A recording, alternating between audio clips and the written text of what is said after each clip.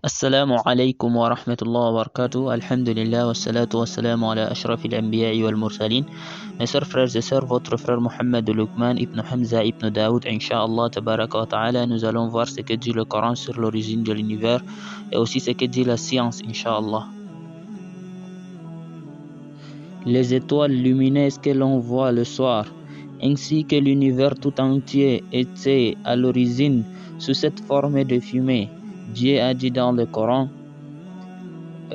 sourate 41, verset 11, ثم استوى إلى السماء وهي دخان فقال لها وللأرض ائتيا طوعا أو كرحا قالتا أتينا طائعين.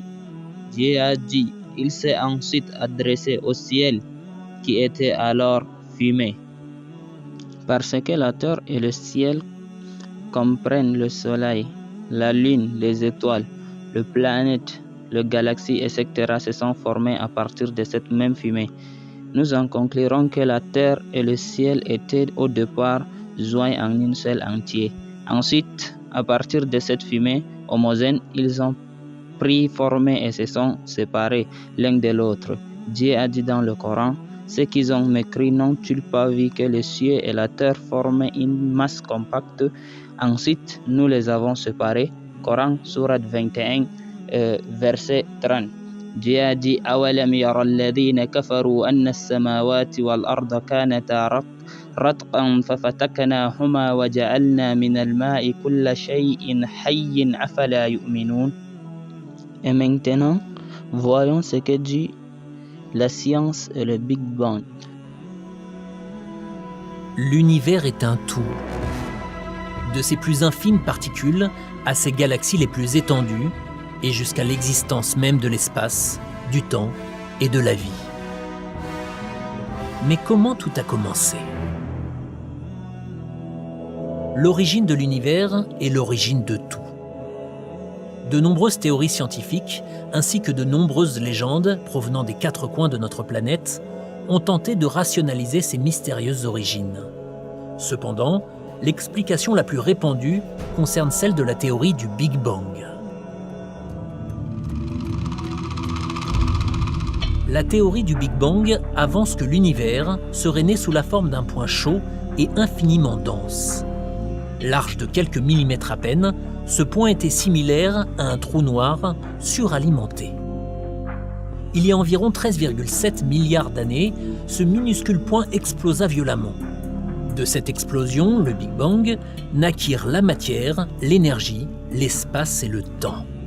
Se déroulèrent ensuite deux étapes majeures de l'évolution de l'univers. Appelées ères de rayonnement et ères de la matière, elles sont définies par des périodes cruciales qui ont contribué à façonner notre univers. En premier vient l'ère de rayonnement, nommée par rapport à l'abondance de rayonnement émanant du Big Bang. Cette ère est elle-même constituée de plusieurs étapes, qui se sont produites lors des premières dizaines de milliers d'années de l'univers. La première étape est appelée ère de Planck. La matière n'était pas encore présente dans l'univers à cette période. Seule l'énergie et l'ancêtre des quatre forces de la nature, la superforce, existaient. À la fin de cette période, un événement crucial se produisit, au cours duquel la gravité se scinda de la superforce. Vint ensuite l'ère de grande unification, dont le nom provient des trois autres forces de la nature restées unifiées. Cette époque prit fin lorsque l'une de ces forces, appelée force forte, se détacha du reste. S'ensuivit l'ère de l'inflation cosmique, durant laquelle l'univers entra en rapide expansion. Presque instantanément, il grandit de la taille d'un atome à celle d'un pamplemousse. L'univers était alors brûlant et se mélangeait avec des électrons, des quarks et bien d'autres particules. Arriva ensuite l'ère électrofaible, au cours de laquelle les deux dernières forces, la force électromagnétique et l'interaction faible, se déchirèrent. Durant l'étape suivante, l'ère des quarks, tous les ingrédients composant l'univers étaient rassemblés. Pourtant, ce dernier était bien trop chaud et trop dense pour que les particules subatomiques puissent se former. C'est lors de l'ère hadronique que l'univers s'est suffisamment refroidi pour permettre aux quarks de se lier et de former les protons et les neutrons.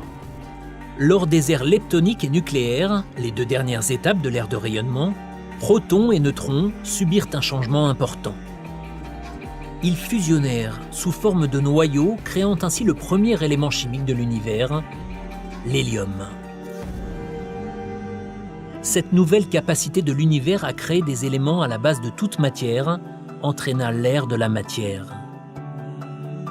Comme son nom l'indique, l'ère de la matière est définie par l'apparition de la matière dans l'univers.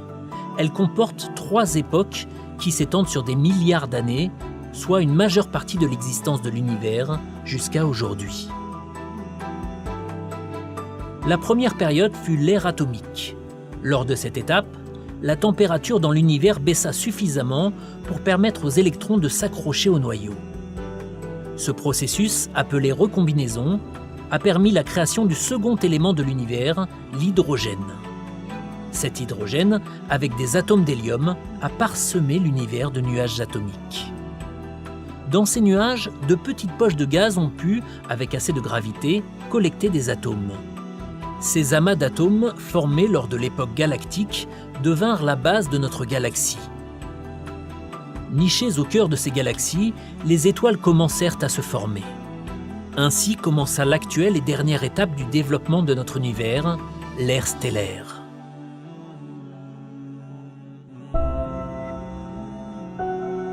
La formation des étoiles façonna l'univers tel que nous le connaissons. Grâce à la chaleur des étoiles, l'hélium et l'hydrogène se convertirent pour créer le reste des éléments qui composent notre univers. À leur tour, ces éléments constituèrent les planètes, les lunes, la vie et tout ce que nous connaissons aujourd'hui.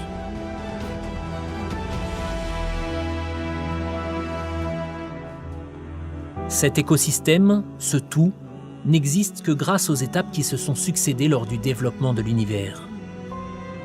Alors que d'innombrables questions concernant ses origines persistent encore, ce n'est plus qu'une question de temps avant que leurs réponses ne nous parviennent.